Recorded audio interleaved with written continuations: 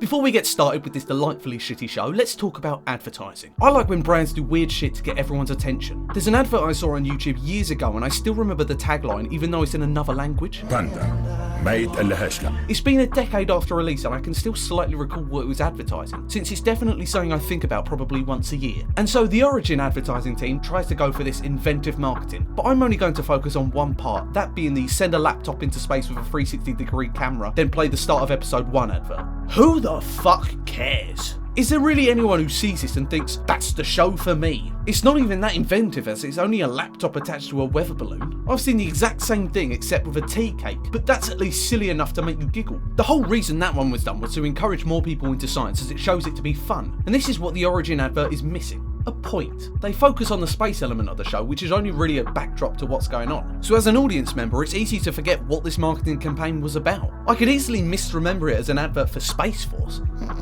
So to make it more fitting to the brand, the video should have started when the balloon popped. Then we could watch the first episode while spiralling out of control only to eventually hit the hard earth. If they were really creative, they could have pretended it was Thea to give me the classic what the fuck moment. However, thankfully for me, they aren't the most talented bunch since I wouldn't be up to part 4 without the amount of dick ups they've made already. Episode 4 starts with this lot and some weird device that I have no idea what the hell it is, but I do know it was owned by an Eric. He said that was his name. I like to think it's obvious to anyone watching this show that the alien decided its name when it saw this thing. You then don't need that line of dialogue as it's also delivered in an odd way. It makes it sound like he was lying about his name, which he is, but they don't know that. A normal person would say, that bearded guy's name is Eric. Wow, what a coincidence, 2 people have the same name. Oh wait, I have an uncle called Eric. I guess that isn't something to be suspicious about. But let's think about this some more, as the alien is basically a man that can't remember his life. Since it already has a grasp on English, surely it could think of a name to give itself. Well, I guess it's selective memory. But then how would it have understood Eric is the name of a person? If there was a Blu-ray of Interstellar just lying on the table, would he have said that's his name? What if instead of Eric, the name was Karen, or one that isn't traditional for white people like Rajesh? It's not otherworldly, but might raise an eyebrow or two. What if there weren't any names jotted down anywhere for him to use? What then? Would he just panic then snap her neck because he's just been rumbled? This is the kind of logic hole you want to avoid, because when I start questioning how the universe works, then I'm no longer focusing on the plot, which I guess might work in their favour as it increases watch time if I need to keep rewinding to before I was questioning the rules.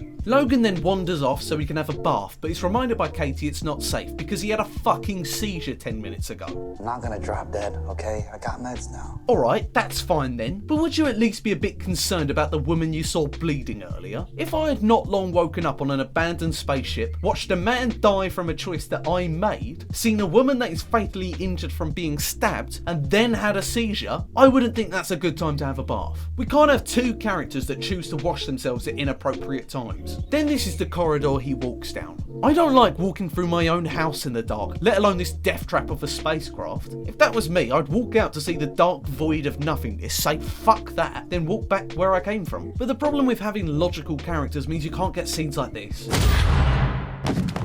It doesn't even make sense with the way it's shot, as he goes from walking in the darkness, then Eric in a fairly lit corridor, then Logan falling down in a fairly lit corridor. And all 3 camera angles are almost facing the same direction. I can think of 3 possible explanations for this. The lights came on at the same time Eric decided to attack, Logan teleported at the exact moment Eric was swinging a fire extinguisher at the air, or the show is terrible and they don't understand how things are shot cohesively. We see these 2. Are you going to kill him? Then that's it. We cut back to Eric fondling Logan, but the whole point of cutting to a different scene is to show a passage of time. Kinda makes it look like he knocked him to the ground, stared into his face for a while until he woke up, then decided to let the alien on his brain out. If you go from fade to black straight back into Logan waking up, it shows he was knocked out but only for a short amount of time. The cut was obviously used to show these 2 are nearby, but surely the appropriate place to have a passage of time is where a character is going from one place to another, not in the middle of a fight. Eric the alien yet again runs away after not being able to kill someone, then manages to get himself shot, showing once more this is definitely a threat to take seriously. Then, by the look of this shot, it makes it so intense he got away. Is that a red blood cell, and if so, why? The alien is a thing that clings to your brain, and I'm pretty sure you don't want red blood cells to be up there. Eric, he attacked him. We know. He was crying blood. Yeah, we know. There was something in his eye. Yes, I have been watching. I'm pretty sure I didn't turn the audio described setting on. They then cut to Shun and Henry, so what was the point of that? Filmmaking isn't just about what you show, but also what you don't. If you just follow the action, the audience can safely assume Katie brought him back to that room and told them what happened. These two are still on the hunt for the alien when they come across Taylor's corpse that happens to have some weird thing stuck to his eyelid. It's not under, but instead glued to the top of it. Henry gives it a tug and we get a close-up of what I can only imagine is a replica of the actor's face, since it would probably be unethical to have some sort of tentacle stuffed under your eyelid. This sort of thing is pretty much the only thing this show does well, and so far the gore has looked quite realistic while also being practical rather than CGI. Let's give this show a round of applause as they did a good job with something, though unfortunately they've resorted back to their old tricks by flashbacking in the middle of conflict. We now get to learn about Henry's life, which starts with him at a bar playing the What Am I game with deadly diseases. That's a bit weird, yes, but I've heard other games that people play that are much stranger, like Soggy Biscuit. He then spots a woman at the bar who does something that is only ever done in film and TV. If you do that to someone in a pub, you just get a confused look. He has a chat with her and she mentions a job for the government while also saying all of the things that was implied by the game they were playing. I'm looking for a geneticist with your specialism, someone who lives and breathes his work. I understood that from what they were doing, as nobody would play a game about guessing diseases if they had no knowledge or enthusiasm about it. Also shows he's good at what he does since he got the answer right. This show finally manages to deliver information creatively, but they just have to ruin it because they assume the audience is a bunch of fuckwits that can't piece things together. Back in the present day, the group are recapping everything we know already. Then we cut to these two, who are also recapping stuff we already know. But Henri, we think we found something. Has he not spoken to Logan yet? The guy who saw an alien crawling out someone's eye socket? If that happened to me, I'd be telling everyone I met, and I'd still be telling everyone years after just to brag I've seen an alien. We then cut to these two who are looking after Ray, and it really goes to show how little is going on. The only threat is an overweight man who's incredibly injured, yet the only thing these characters seem to be doing is standing in groups talking about stuff that has happened. As Venetia is now talking to Ray about her relationship with the dead guy. I was in love with him. We know! We saw the last episode! Thankfully, the plot decides to progress and they go with their strongest asset, that being gore. You know it's going to be good when they pull out an amputation laser and the corpse's forehead becomes suspiciously bigger. Oh, what a cock tease. I don't give a fuck about the flashback because it will most likely mean nothing. We cut to Henry in one of those cars that apparently everybody owns in the future, and he's asked to sign an NDA, which means he's either going to be involved with some shady shit or he's about to have sex with a famous celebrity. He goes through security, which is just a drone since it's a high-tech place they're going to, and then they get inside to see the biggest, white, mostly empty science lab. It's like they spent most of the budget on the property, plus what could you even do with two glass spiraling DNA models that somehow work with VR goggles that you couldn't do on a computer screen. The lady brings up this dictator and says she wants a virus that will kill him, making it look like he wasn't murdered. It's the classic kill one, save 1,000 by pretending a person died of natural causes, since that's all the government ever do in films. The flashback ends and we're immediately greeted with some gore. God, what is that stuff? Well, it looks like blood, hair, skin and cauterized skin, so I'm not really sure why you're shocked to see that. They pull off Taylor's scalp like he's a Nazi in a Tarantino film to reveal an alien latched onto him. They suggest launching it out the ship like an alien, but Henry throws a hissy fit since his first contact. We have no idea what this creature is capable of,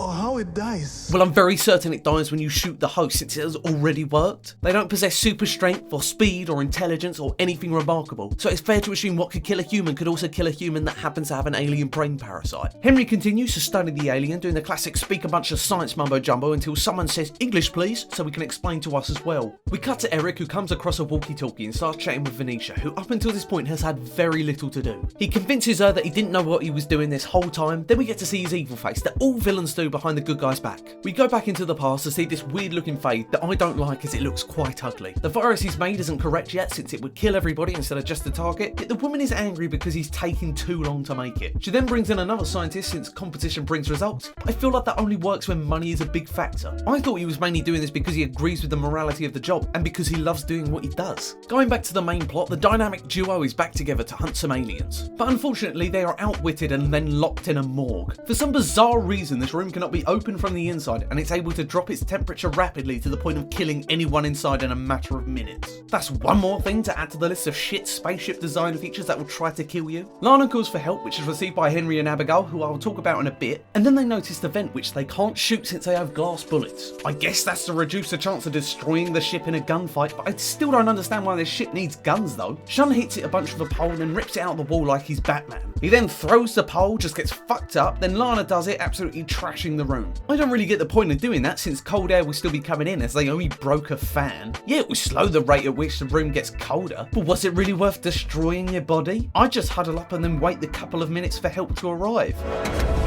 See? Help is already here, so there's no need to vandalise the ship. Let's rewind a bit to see what Venetia is getting up to, and apparently she stumbled into the jungle room. She comes across Eric, and we know he's pretending this whole time since we saw his evil face, meaning nobody is shocked when we see him collapse to the floor then beat the living shit out of her. In the middle of their scuffle, he tries to vomit out the alien, but Henry saves the day by shouting at the person he's about to attack. Never give the person you're fighting a warning you're about to hit them. The fight goes on and it's a lot of hitting and throwing until Henry shuts the door to the room, which is actually an airlock.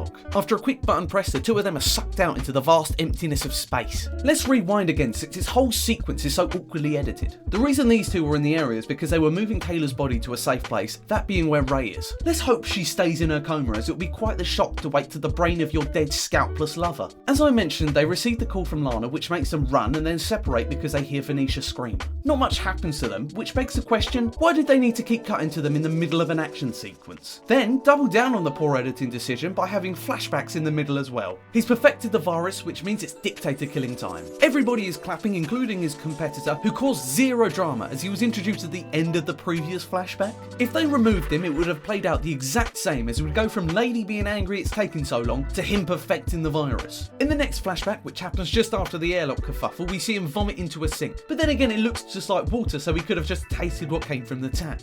Never feels the way you expect. I didn't think about his family. You seriously forgot that killing someone would affect their family? The lady says he's done the right thing, however it implies he thinks otherwise. The whole point of these flashbacks is to show the reason they wanted to join the colonisation mission, as they all receive a blank slate. And so this is the thing he had done, which he wants to take back. Shun regrets he got his brother killed, Lana regrets she shot a child in the face, and Henry regrets killing a man with a family. Ray's story's a bit different, as she just wanted to go to space. This then goes against what he had just done, because he's just repeated himself. If he believes he shouldn't have killed the dictator because it would have made the family sad, then why would he feel it necessary to fire an innocent woman out into space with an alien? This also goes against what he said earlier when they were foreshadowing firing him into space. It just doesn't make any sense, as he's also hardly a threat compared to a dictator, and even more people have been killed as a result of his actions. It's like if I was to eat someone's cookie and then I found out they were a little bit upset, making me regret my actions. Then a few days later I'm eating the entirety of a child's birthday cake while they cry in front of me because I clearly didn't learn my lesson the first time. He didn't even try any other option, as it ain't like he's going anywhere, since last time I checked there's only 2 ways out of an airlock. Maybe work out a deal since he's got a brain and wants to survive, so they could work out a way of everyone living instead of immediately pressing the kill everyone button. After a few short conversations that don't give us any new information, we get to the characters sitting around the dinner table. And because we've come so far just repeating shit, let's do it some more. The group is sad, Venetia is dead. I feel like there was a conversation at some point in the writing room that went along the lines of this. If we keep telling the audience that the characters are sad, then maybe we can trick them into feeling sad as well. So we don't even need to bother writing any character for this woman. What's her name again? Venetia. That's a brilliant idea. I bet everyone who watches this is so fucking broken in the brain, we can even convince them that this alien is a menace, even though it's killed less people. That's excellent! Let's smoke some crack to celebrate. Getting back to the story, and our characters are doing what they do best, which is sitting, or standing, doing nothing. Lee manages to unlock the crew quarters so they can all go to sleep, but why the fuck would they even be locked since everyone evacuated? It'll be a shit evacuation if every room gets locked while you're trying to make your way to the escape pods. They head to the rooms and Logan makes a pass at Katie, who judging by her reactions looks like she just got assaulted, which is thankfully not the last scene they end on, as that would leave a sour taste in the mouth. Instead we follow Henry, who goes back to the airlock while also reminding you he feels bad. Hang on, why are you looking up like that?